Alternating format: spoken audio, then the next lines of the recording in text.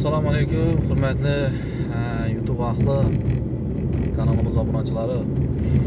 Mana bugun 7-mart. Video chiqarishga niyat qildim. Toza video. Avvalambor hammani kirib kelgan ro'za-i Ramazon bilan tabriklayman.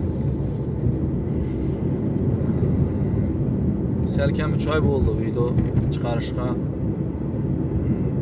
Tema yo'q edi to'g'risi.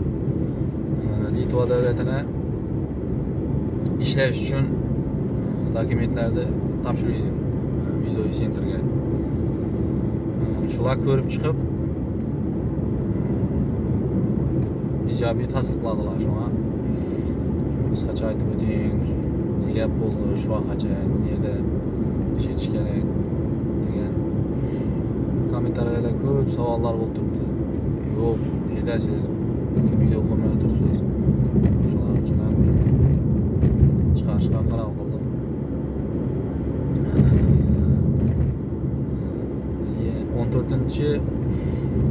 14 yanvar kuni Vizoy sentrga hujjatlarni topshirdim.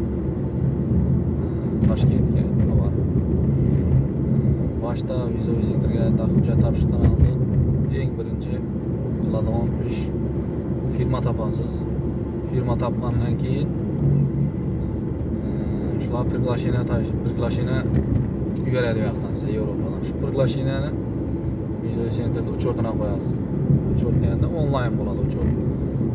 Shu onlayn uchortga qo'ygandan keyin sizga sana belgilanadi, masalan 14-yanvarda belgilanadi. Sizga kerak bo'ladigan hujjatlar обязательно, masalan siz furaga ketib qolgan bo'lsangiz, C kategoriya bo'lishi kerak обязательно. Keyin chip karta bo'lishi kerak. Adir degan narsa bor, opasniy груз. Masalan, benzin chalarga, ularda qatnab vaqtda bu ne обязательно. Chip karta prava bo'lishi kerak. Keyin nesudimiz bo'lishi kerak, nesudimiz. Sudlanmaganlik haqidagi hujjat bor. Keyin prava подтверждение bo'lishi kerak. O'zingizni pravani olgan joydan beradi. Keyin staj kerak bo'ladi, staj. Kamida 1 yillik staj. Nesudimiz bilan prava подтверждениeni ingliz tilini apostil qilasiz. Prava подтверждение keyin stajni faqat перевод qilasiz inglizchaga. Buni перевод qilish kerak. Avval kerak emas edi, endi yaqinda shunday bir qaror chiqqan ma'qullas tushunib bo'lmaydi. Ularni o'zlarini ishi. Shuning uchun перевод qilasizdan topshirasiz shu hujjatlardan bor. Keyin masalan men 14-yanvarda kirib chiqqan bo'lsam, menga SMS keldi 3 kundan keyin sizga suhbat belgilandi deb.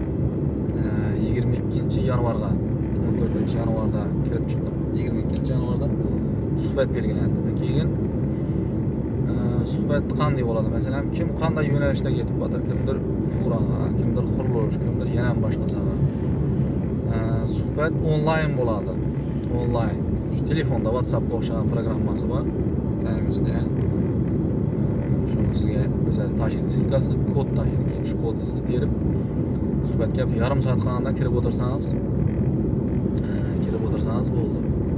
Keyin suhbat avtomatik ulanib ketadi. Keyin suhbat rus tilida bo'ladi.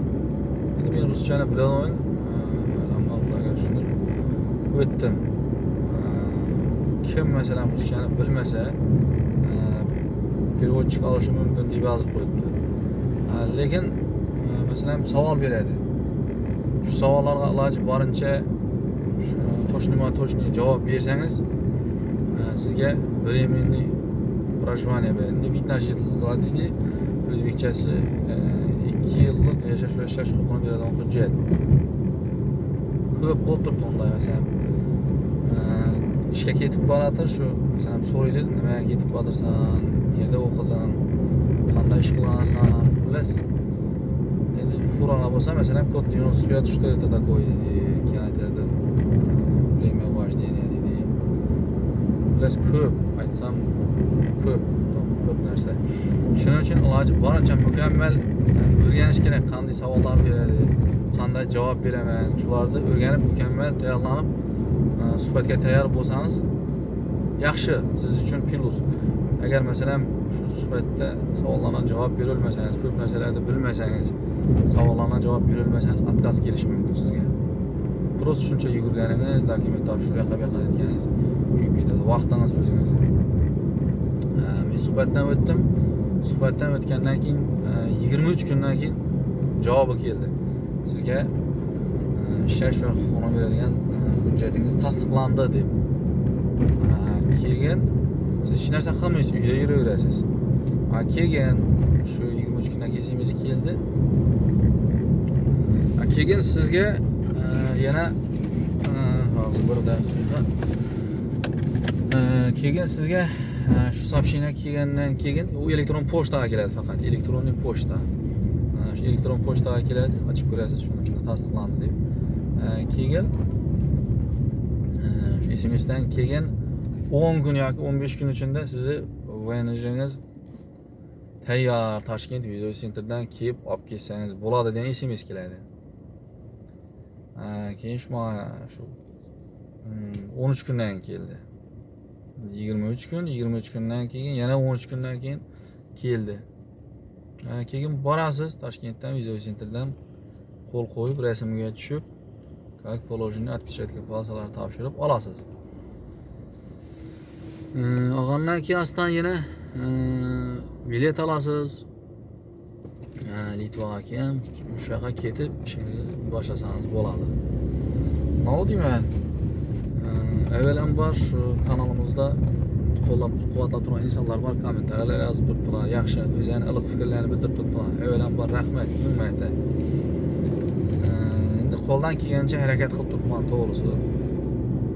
Endigi videolarni Xudo xolasa Litvadan, Yevropadan chiqarishga harakat qilaman. Sizlar bilan Nodirbek Erkayev bo'ldi. Sog' bo'linglar, salomat bo'linglar, yaxshi kunlarda ko'rishing. Hamma ishini omad.